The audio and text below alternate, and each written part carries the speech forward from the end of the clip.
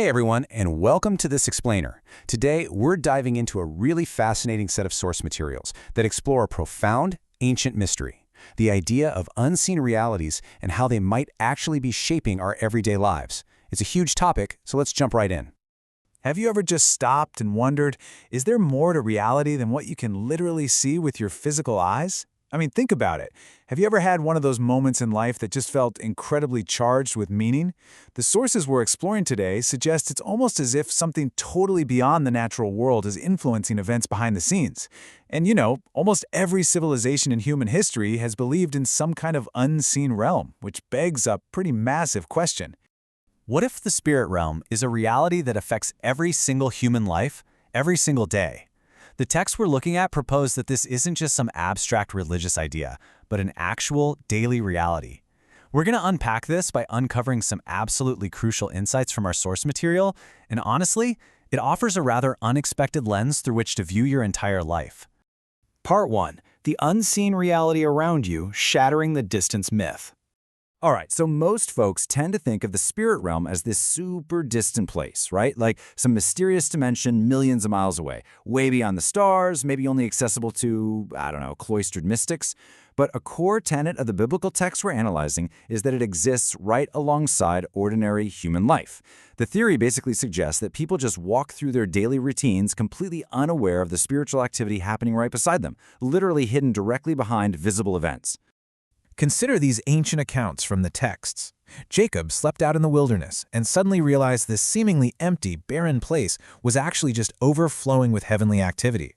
Or take Elisha's servant. He totally panicked at the sight of a massive enemy army, but when his eyes were opened, he saw that unseen forces were already there protecting them. The reality hadn't changed at all, only their perception had. The texts suggest that our greatest limitation isn't distance, it's simply our own awareness. We humans are naturally wired to focus on visible events, right? We judge by appearances. But these visible events, they have invisible dimensions. Earthly battles reflect much larger, unseen spiritual conflicts. A quiet, private decision carries consequences far beyond what anyone can see in the moment. Even simple, everyday acts of obedience can affect entire generations. To assume that what we see is all that exists is, according to this framework, a massive mistake.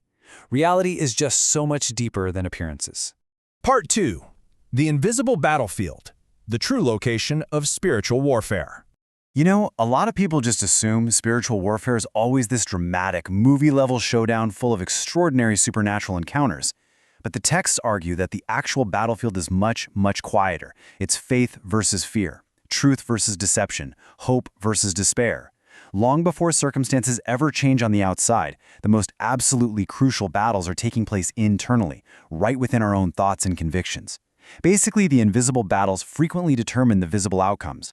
And here's where it gets really interesting. Those internal thoughts inevitably spill out into our words. We so often underestimate the influence of words because, they just seem so small and ordinary. But words shape our thoughts. They influence our emotions, they affect our relationships, and they inspire action. The language you consistently speak actually reveals the deep beliefs you hold, and those beliefs ultimately direct the entire course of your life. It's essentially invisible software programming your visible reality. So this brings us to a massive conflict of identity outlined in the material. There's this deceptive idea out there that your circumstances completely define you, that if you struggle, you're inherently weak, or if you make mistakes, you are totally disqualified. But the contrasting, divine perspective is entirely different. Instead of using your struggles to disqualify you, this perspective looks right past your current problems to see potential, purpose, and ultimate destiny. Your current circumstances are framed as a temporary state, definitely not your final reality. Part 3. Spiritual Principles and Authority. The Mechanics of the Unseen World.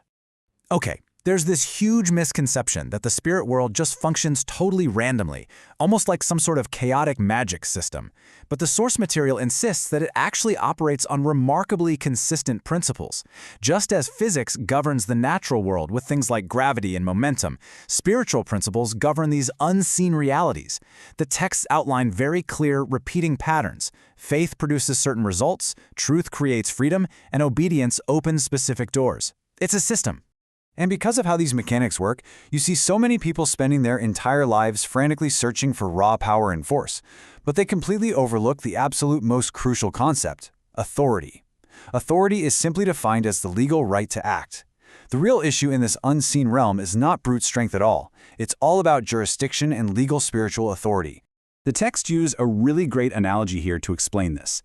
Think about a police officer. An officer doesn't step into a busy intersection and stop speeding cars because of their immense physical strength, right? I mean, that would never work. It's the authority behind the badge that gives real power to the command. Likewise, the text suggests that spiritual victories aren't about brute force.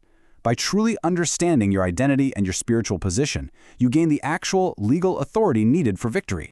Part 4. The greatest spiritual mystery, the true purpose of the unseen realm. Now, the source texts give us a pretty serious warning here. Whatever receives your attention eventually shapes your life. Let that sink in. The unseen realm allegedly responds directly to what you consistently pursue. If you focus on fear long enough, it just grows stronger. But focus on a higher presence, and your perspective begins to shift entirely. The authors warn us to never, ever underestimate the power of consistent attention, because what you pursue will inevitably influence exactly who you become. You know, it is remarkably easy to just fall into pure fascination when exploring these concepts, getting completely obsessed with the idea of supernatural beings, angels, demons, or mystical visions. But the authors argue that the absolute greatest mystery of this realm isn't about uncovering hidden knowledge or cataloging unseen creatures. Not at all. The ultimate purpose, according to the text, is true intimacy and relationship with the Creator.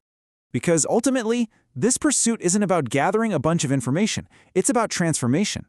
The greatest discovery in this realm isn't some collection of cool mystical facts. It's a fundamental change in how you relate to the world and to yourself. It's entirely about relationship. And it is entirely about transformation.